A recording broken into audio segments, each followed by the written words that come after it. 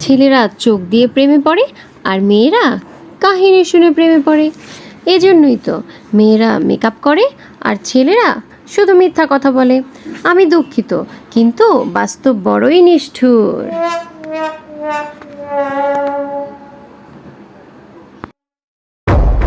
ঠকে গেলে আফসোসের কিছু নেই, কারণ ঠকার জন্য নিজের মধ্যে অনেক গুণ থাকা লাগে।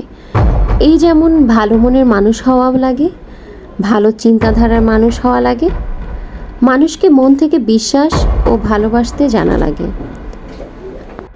আর ঠকানোর জন্য অমানুষই যথেষ্ট।